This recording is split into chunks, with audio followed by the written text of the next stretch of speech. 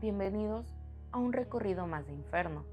Apaga todas las luces, asegura todas las ventanas y ponte cómodo, que aquí es donde empiezan nuestras terribles pesadillas. El dinero de la iglesia. Chihuahua, México. Esto pasó en un pueblo de Chihuahua muy cercano a la frontera.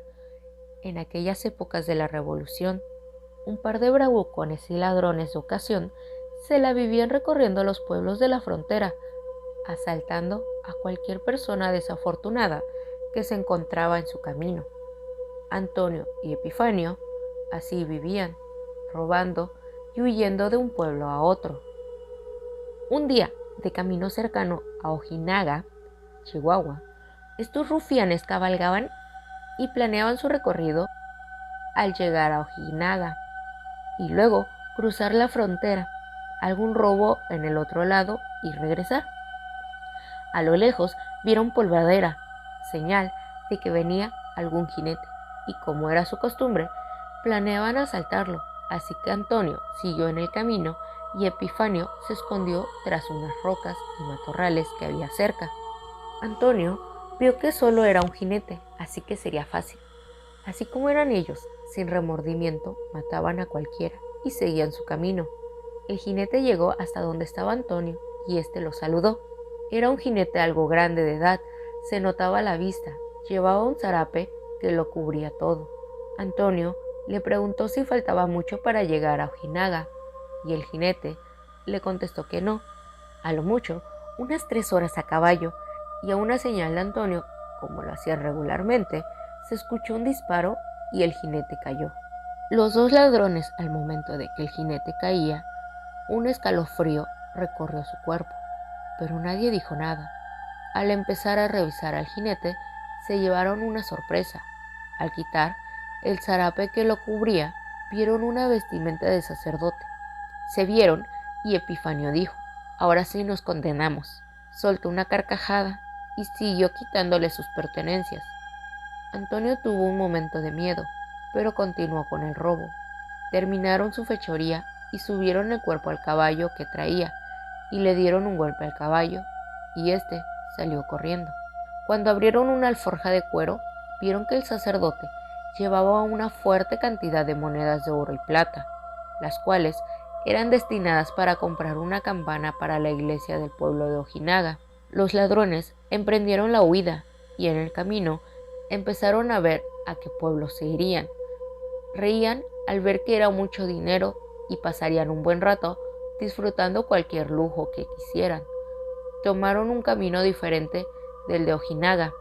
Pasaron 2 días y ellos seguían en su escape. Antes de que los empezaran a buscar, ellos estarían lejos. Pasaban las noches a cielo abierto y se acercaban a la tercera noche. Y ellos buscaron un lugar donde pasar la noche. Hicieron una fogata y pusieron un poco de café para aminorar el frío de la noche.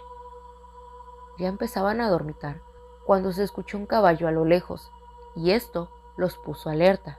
A pesar de que la luna iluminaba mucho, no podían ver a nadie, y los cascos del caballo se acercaban cada vez más.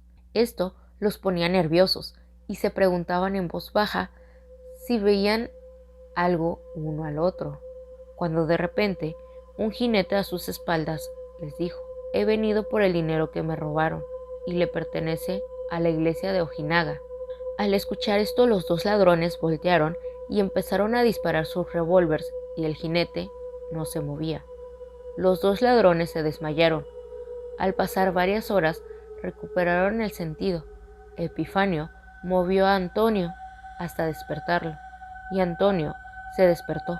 Los 2 se preguntaban si era una alucinación o fue verdad.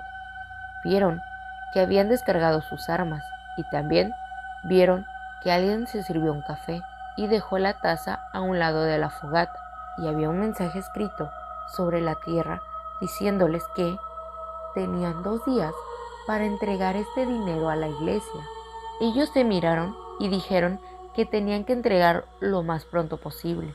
Emprendieron camino hacia Ojinaga, tratando de llegar a la iglesia, pero no les alcanzó el tiempo. Les alcanzó la noche de la segunda jornada. Cuando llegaban a la pequeña iglesia en construcción, aventaron la bolsa con monedas y emprendieron nuevamente la fuga. Cuando escucharon un caballo cabalgar a toda velocidad, vieron que era el fantasma del sacerdote que venía por ellos. Entregaron el dinero, pero serían castigados por su pecado al matar a un religioso. Los dos ladrones aparecieron muertos a la orilla del camino con una cara de espanto. El dichoso vampiro, Monterrey, Nuevo León. Allá por el año 1981 se hizo un rumor de un vampiro en Nuevo León.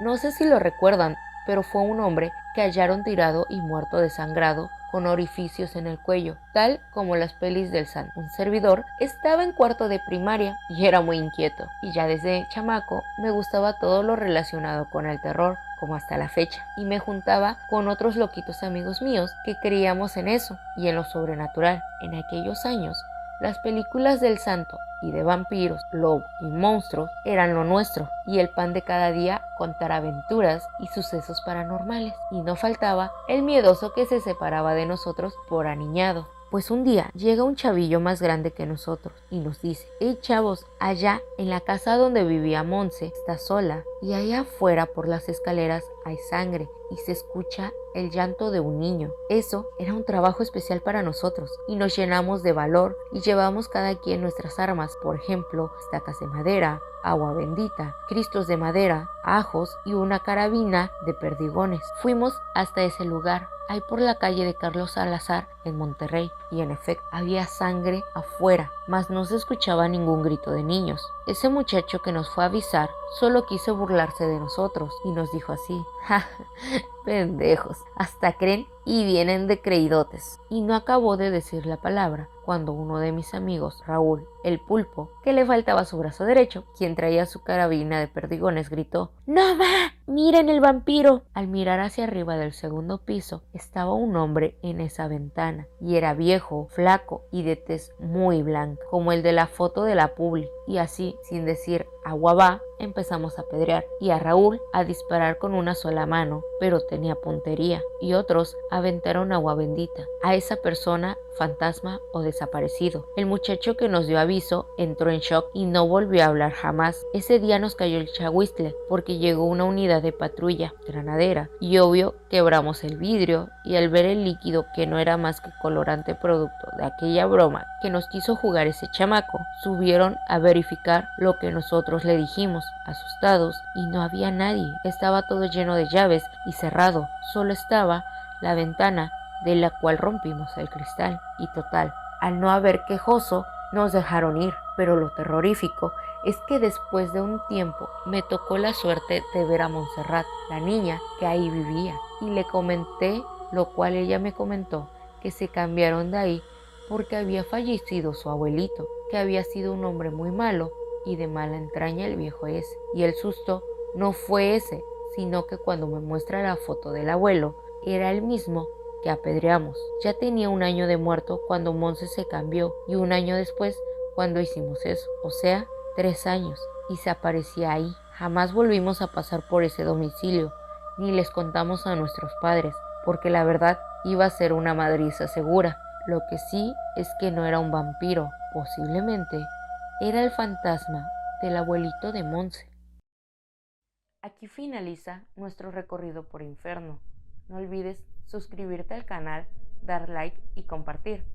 No olvides seguirnos para así poder estar pendiente de nuestros nuevos recorridos.